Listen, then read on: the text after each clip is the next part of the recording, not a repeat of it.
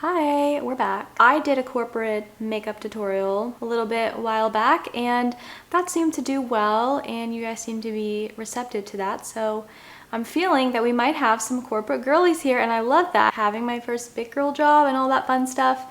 And also, I'm also here to talk with you guys and learn from you. So please let me know things that you have learned and advice I need to know because I'm not an expert here and I'm trying to grow my career. Let's all help each other out. Anyways, let's talk about it. I've been working in corporate for like 5-ish years now. I'm 25 and I did graduate early, so I graduated at 20 and now I'm working and it's been 5 years, like crazy, like literally insane, but here we are. I've learned a lot. I still have a lot more to go and I've had a lot of wonderful female mentorship as well that I think I've learned so much from and just want to share that info with you guys. Let's say you're starting a new job. Okay. Number one thing I learned is that you have to ask a lot of questions, and the best time to do that is when you're a newbie, because when you're new, like, they want you to be asking questions, they want you to be inquisitive, and it makes you look better. Ask questions and like genuinely start piecing things together. Ask different people questions, ask all kinds of people questions, and like piece information together, and then that helps you create like this big picture of the vision of where you need to be going and like kind of what's the goal here, at least for me. So something I learned is when I very first joined my role, I had something to do and I started at the same time as this other guy, and we started on literally the same day. We had the same exact task, we were given it the same day, we were both expected to finish it by a certain deadline, whatever. And at first I was like, what the heck is this? I literally have no idea what this task is. I honestly felt so lost and like I didn't talk to anyone. I didn't talk to him, whatever. And then I was like, okay, well I can't just do nothing. So I started asking. Like I just asked people like, okay, what would this look like if it was done right? Okay, what's the end goal here? Okay, like can you show me how to do this? I mean, obviously I took really good notes and I never asked the same question twice, but I was able to piece together, okay, this needed to be done, and I got a very clear vision on what success looked like for this task. I got it done, and boom, like that's just kind of how I was operating, and I didn't really think anything of it until like a year in, and we're doing performance reviews, right? And everyone is like, why? Like I'm getting so many compliments. They're like, why are you doing so much better than this other guy who started at the same time? Like, why is he struggling so much, you know? And I mean, I had known the guy who had started with me, and I thought he was very smart, and I felt like we were both very capable of doing the same thing. I felt like we had the same skill level and everything. So I really was like, yeah, what is the difference? Because I don't think that he's not capable of this. And I thought about it and I realized the difference is I ask questions. Honestly, like he was very much like okay, I'm gonna do it and I'm gonna do what I think needs to be done and whatever. Like, yes, be a self-starter. That ended up putting me so much more ahead of this person, literally just because I started asking questions. My next tip kind of goes along with that, and that is to make connections and build your brand as early on as you can. I feel like sometimes an issue I see a lot of, like, maybe some people starting out new in their career is they don't network enough. And I know you hear like network, like what does that even mean? Network, whatever. I was networking. I didn't even know I was networking. I wasn't doing it on purpose, but now I do it on purpose. I just love to like get to know everyone and make connections, and that's kind of basically what networking is. Like I still to this day get asked like, how do you know so many people? Like you know so many people at work, and I'm like, I just talk to people. I don't know. I just go up, I start conversation, a meeting with someone, a one-on-one meeting, talk to them, make some kind of personal connection, like just something.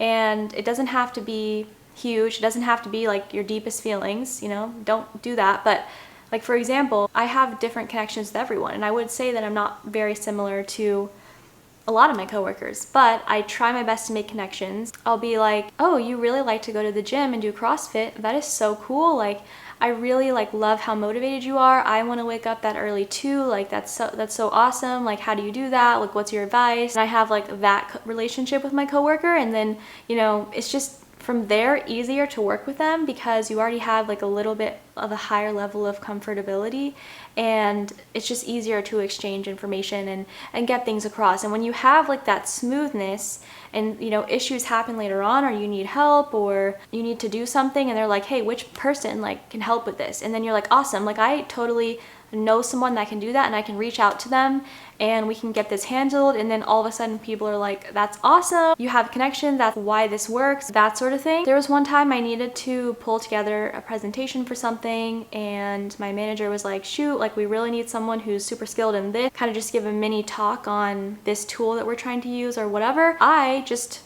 had a connection. I just had a person, a friend that had been very skilled in that specific technology and tool, and I was able to just, you know, pull them in. They were so like happy to do it, grateful, and I was like, awesome. And then my manager's like, that's so cool, and this is why you build connections and this is why you network. And the more you make connections, just that one piece of information you remember about people and can bring up, that's so impressive, and that really builds your brand. And I feel like I notice this a lot too, like when it comes time for promotions and getting chosen for things, not always the smartest or most skilled person is going to get chosen. It's going to be people that people like working with. So if you're someone that people love to work with and like maybe you're not the strongest, you know, at whatever you do, or you have some room for improvement, you could still get chosen for something over someone else because you made a connection and you are easy to work with, right? So like, it's crazy what networking can do. My next advice is to make your coworkers and your manager's life easier. And what I mean by this is be an easy person to work with, be pleasant to be around. You have your one-on-one with your boss, meeting with your boss, whatever. At the end of it, okay, what can I do to make your, like, do you need anything from me? What can I take off your plate? Help them with something, make their lives easier. See a coworker, they're super stressed, overwhelmed, be like, hey, let me take a task off your plate. Let me help you out. Let me do that. Make people's lives easier. Don't make it harder. Don't be that person dragging everyone down, asking a ton of questions, like the same questions over and over. Don't be that person. Be the person that people just have a positive experience associated with. I said don't ask too many questions, but I mean in the sense that it's like annoying and you clearly aren't learning from the last question you asked. Another thing, your relationship with your manager, it really, really matters. I feel like that can set you up for failure or success. You know, you want to maintain a professional relationship and you want to be seen in a good light. Hard because sometimes you don't always have the best manager, but things that I do to like try to have the best relationship I can, or like be the best that I can, is every one-on-one before a meeting, you need to be prepared. You need to come into your meeting with questions, good questions about big initiatives, questions about like big goals, things going on in your workplace. If you show genuine interest in whatever your goal is, and you know, whether that's like strategy or vision or whatever, like wherever your company is headed, if you show genuine interest in that, like that's gonna get you so far, because that's what they look for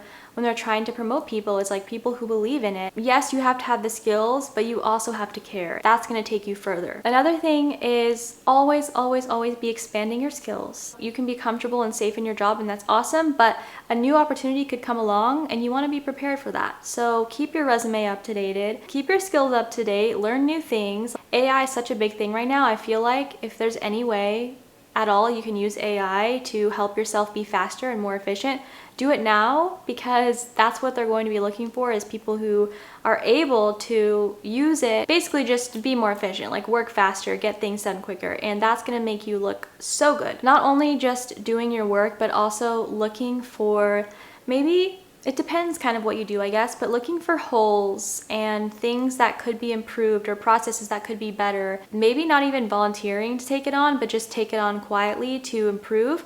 And then once you've got something good going, tell your manager about it. And do not, I have made this mistake so many times, you guys, do not tell anyone if you have a really good idea or a really smart question, because the amount of times I've said a good idea or a smart question to a male coworker and he has gone and pretended and passed off my idea as his and gotten all the recognition for it. It happened too many times, and I will not let that happen again. So if you're gonna do something cool, if you have something going, something you wanna do, an idea, claim it, okay? Get it done and claim it, and make sure that you are the one getting the recognition for that. You also have to look out for yourself. Just do it, you know? Like, that's not fair. Don't let people do that to you. Be careful with what you say and who you tell things to, because people love to spread everything you say everywhere. So if you don't want it said anywhere else, don't say it, because it will probably get there.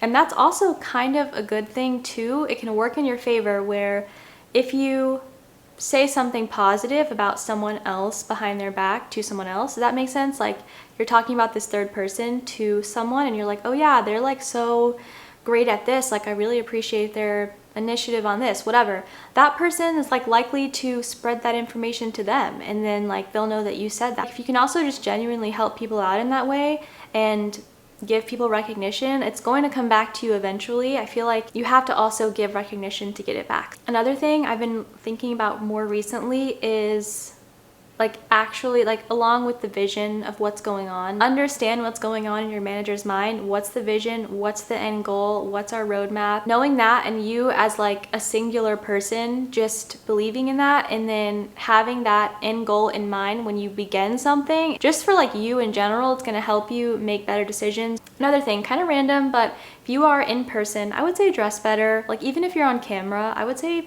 dress up. I mean, you don't have to be wearing business professional if you're in a casual environment, but dress nice, professional, not inappropriate. Like, don't dress like office siren or whatever, like that trend is going around.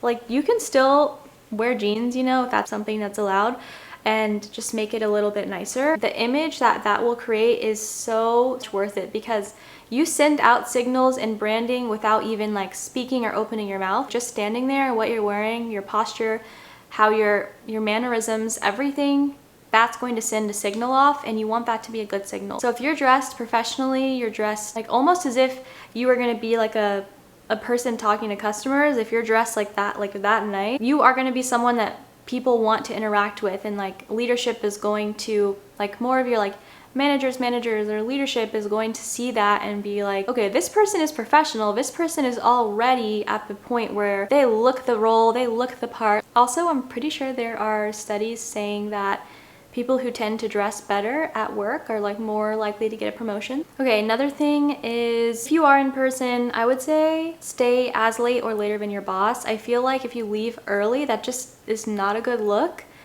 And depending on how your boss is, I feel like if you just stay, you just wait till they leave, then you leave, you're good.